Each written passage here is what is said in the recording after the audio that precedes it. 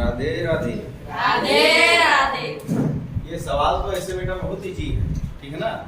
जैसे गुणा कर रहे हो, गुणा करके लगाने से अच्छा है इसको चुटकी में लगा दो आप। कैसे? जैसे अब ये दोनों आधार क्या है? सेम है ना, ठीक है ना। तो ये दोनों जब आधार सेम होते हैं तो क्या होते हैं? घात जुड़ जाते हैं। तो ये 2 पर कितना हो जाएगा? 7। हाँ। कितना हो जाएगा? 2 पर 7। 2 पर 7 गुणे यहाँ 3 पर, तो ठीक है ना, यही है, ठीक है ना। और 3 पर 2 गुणे 2 पर 6। देखो अगर चाहते आपको, अगर नियम पता हो जाएगा बेटा तो यही काट दोगे, तुरंत खत्म हो जाएगी कहानी, ठीक है ना। जब आपको नियम पता हो जाएगा तो ये लाइन भी नहीं लगाओगे, आपका काम बन जाएगा, ठीक है ना। अब देखो यहाँ पे 2 पर 6 है और यहाँ पे 2 पर 7 है, यानी कि 2 7 बार है, ठीक है ना। 2 कितनी बार है? 7 बार। तो इसका मतलब 1 बार 2 बचेगा, ठीक है ना। 1 2 बचेगा। यहाँ नीचे 3 पर 2 बार है और यहाँ 3 बार है ना। तो इसको चाहो तो अब क्या कर सकता है कि नहीं है? बोलो। ये सोच रहा है पंकज, बोलो। अब ये कैसे कट जाएगा वो भी सोचो पहले। 3 कम 3 देखो इसको थोड़ा सा और मैं कर देता हूँ। देखो इसको तुम क्या कर सकते हो? 2 पर 4, ठीक है ना। और इसको क्या लिख सकते हो तुम? 2 पर 2 गुणे 2, ऐसा लिख सकते हो। ऐसा तो विस्तार रूप से लिख सकते हो।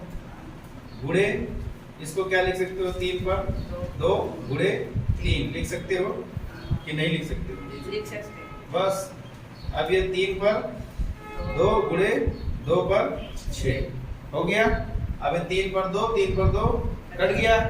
और ये 2 पर 6 है ना, तो 2 पर 4 और 2 पर 2, ये दोनों मिला के क्या हो जाएगा? 2 पर 6 गुणे यहाँ पे कितना बचा? 3 दूनी 6। इतना ही तो बचा है। यहाँ पे कितना बच रहा है? 3। और इन दोनों को तुमने क्या किया? जोड़ दिया। 4 2 6 बटे 2 पर 6। नीचे यहाँ पे बचा है ना, इसको भी काट दो। उत्तर कितना आया? 6। कितना आना चाहिए? आ गया ना। तो इसको कहने का मतलब बेटा तुमको ये पता चल गया जब तुम्हारे पास सेंस हो गया।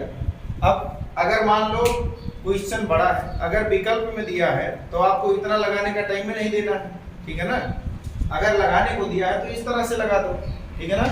और अगर विकल्प में दिया है तो तुरंत 4 3 7 होता है, तो 7 में से 6 घटाओ, 1, ठीक है ना। ऑटोमेटिक क्या हो जाएगा? 7 में से 6 घटाओगे 1 बचेगा। इसको दूसरे तरीके से भी लगा सकते हो। एक ऐसा हो गया। अब देखो चलो यही पे तुमको शॉर्ट फॉर्म में बता देता। 4 3 7, ठीक, कोई दिक्कत नहीं। और यहाँ पे 3 पर 3, अब इसको ऊपर लेकर जाओ तो क्या हो जाएगा? गुणे 3 पर माइनस 2 और गुणे 2 पर -6। हाँ, तो इसको इसी के पास लिख लिया जाए, कोई दिक्कत नहीं। लिख लिया जाए हाँ, कि यहाँ से समझ जाओगे, समझ जाएंगे। समझ जाओगे ना। हाँ। अब देखो इसका आधार 7 2 है और घात 7 है। इसका आधार 2 है और घात 6 -6। तो होता क्या है जब आधार बराबर होता है तो घात क्या हो जाते हैं? जुड़ते हैं ना। लेकिन इसमें माइनस होने की वजह से ऑटोमेटिक घट जाएगा। जब प्लस और माइनस होगा तो क्या हो जाएगा? घट जाएगा। तो इसके लिए 2 पर 7 माइनस 6 गुणे 3 पर 3 माइनस 2। अब 7 में से 6 गया, 1 बचेगा तो 1 लिखो या ना लिखो। उसके बाद ये यहाँ पे भी वही बराबर 6। अगर बेटा आपको लगाने के लिए आए तो आप ऐसा भी लगा दो, ठीक है ना। लगाने के लिए आए तो आप ऐसा भी लगा दो, कोई दिक्कत नहीं है, ठीक है ना। कोई दिक्कत नहीं। और नहीं समझ में आ रहा है? इसको दूसरे तरीके से भी लगा सकते हो। एक तो पहले बताया, एक ये हो गया, ठीक है ना। दूसरा कैसे इसको कर सकते हो? मिटाओ कि लगाओगे? हाँ लगा लो, लगा लो। जहां ना समझ में आया हो। प्रिया सिमरन कहाँ नहीं समझ में आया? कहीं बता पाओगी? बेटा ऐसा दूसरा सवाल दे दूंगा तो आप लगा नहीं पाओगे। लगा लो। पक्का?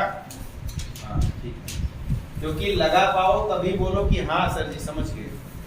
मिटा दो अब हाँ सर जी। कि रुकूं? एक आधा लाइन मिटाऊं?